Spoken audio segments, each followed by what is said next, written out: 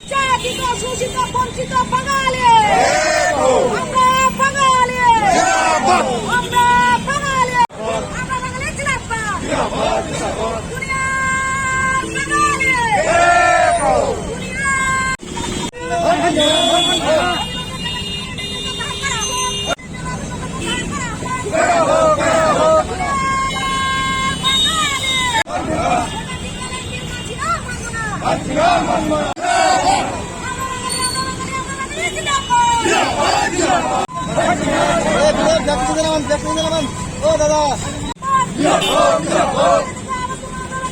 আজকে আমরা গোটা রাজ্য জুড়ে এই যে গ্রেটার ত্রিপুরাল্যান্ড বিল গত 3 দিন আগে পাশ হলো এডিসিতে, সেইখানে ত্রিপুরা মতা দলের লোকেরা ছাড়াও উপস্থিত ছিল শাসক বিজেপি দলের প্রতিনিধিরা, নির্বাচিত প্রতিনিধিরা।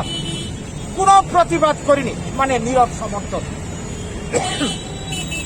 যার জন্য বিনা বাধায় এই গ্রেটার ত্রিপুরাল্যান্ড বিল এডিসিতে পাশ হয়ে গেল।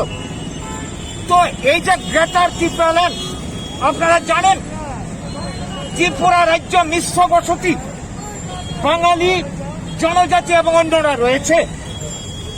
এইখানে এডিসি ষষ্ঠ তফসিল আইনি প্রযোজ্য হতে পারে না, যার জন্য বাম আমলে সংবিধান সংশোধন করতে হয়েছে।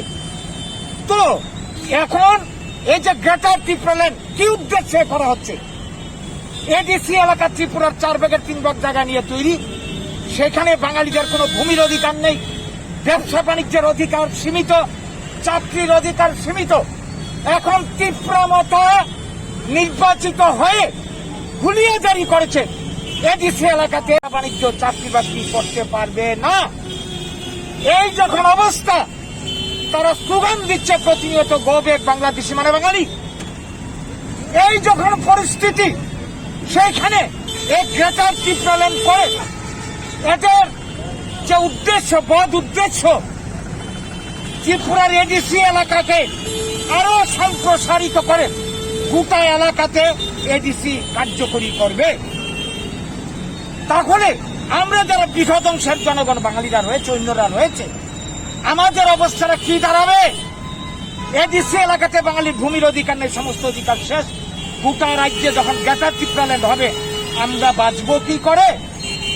কাজেই এটা অন্যায়, অযৌক্তিক দাবি, আমাদের বাঙালিকে ধ্বংস করার একটা গভীর ষড়যন্ত্র চক্রান্ত।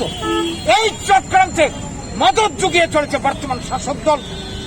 এর আগে ত্রিপুরাতে যখন বামেরা ক্ষমতায় ছিল, এরা এই জনজাতি ভোট, ট্রাইবেল ভোট করাবার জন্য ক্ষমতার রাজনীতি করতে গিয়ে এডিসি তৈরি করেছিল, উগ্রপন্থী আমদানি করেছিল। আজকে এইটাই লাস্ট পরিণাম হচ্ছে গ্রেটার ত্রিপুরাল্যান্ড। এটা কোনো মতেই মানা যায় না। গ্রেটার ত্রিপুরাল্যান্ড হলে বাঙালির সর্বনাশ হবে, ত্রিপুরার উন্নয়ন ব্যাহত হবে, জাতি জনজাতির মধ্যে বিদ্বেষ বাড়বে, সামগ্রিকভাবে ত্রিপুরা পিছিয়ে যাবে। ত্রিপুরার উন্নয়নের পরিকল্পনা না নিয়ে, ত্রিপুরার সম্পদকে কাজে লাগিয়ে কর্মসংস্থানের পরিকল্পনা না নিয়ে জাতি জনজাতির মধ্যে বিরোধ সৃষ্টি করে, এইভাবে যারা ত্রিপুরার সর্বনাশ করতে চায়, বাঙালির সর্বনাশ করতে চায়, তাদেরকে আমরা চরম হুঁশিয়ারি দিয়ে রাখতে চাই। যেই বাঙালি স্বাধীনতার জন্য লড়াই করে প্রাণ দিয়েছিল, প্রয়োজনে জাতির অস্তিত্ব রক্ষার জন্য আবারও রক্ত দিতে প্রস্তুত।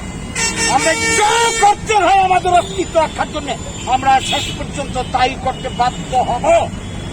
সেই দিকে যাতে আমাদেরকে ঠেলে দেওয়া না হয়, আমরা সবাইকে সাবধান করছি। এবং তাদেরকে যারা মদত জুগিয়ে চলেছে, শাসক বিজেপি থেকে শুরু করে সিপিএম, কংগ্রেস, রাজনৈতিক স্বার্থে তাদেরকেও সাবধান করে দিতে চাই। বাঙালি যাচ্ছে, বাঙালি মার খেতে খেতে এখন বুঝতে পারছে তার পায়ের তলে মাটি নেই।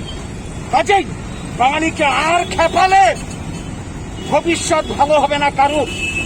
আমরা সবাইকে নিয়ে বাঁচতে চাই, সমান অধিকার নিয়ে জাতি জনজাতি থাকবো। এইটা না করে যারা ক্ষমতার রাজনীতি করতে গিয়ে এই ধরনের ধ্বংসাত্মক কাজে হাত দিয়েছে, তারা সাবধান হন।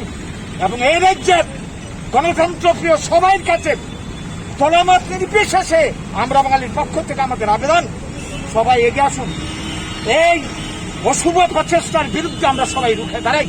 ত্রিপুরায়ণ হতে আমরা দিচ্ছি না, দেব না। ত্রিপুরা ভাগ, বাংলা ভাগ আমরা হতে দিচ্ছি না, দেব না। আমরা সবাই মিলে এটাকে প্রতিহত করে সমৃদ্ধ ত্রিপুরা গড়ে তুলব। আমরা বাঙালির নেতৃত্বে এই আবেদন আহ্বান আজকে রাখছি আপনাদের মাধ্যমে।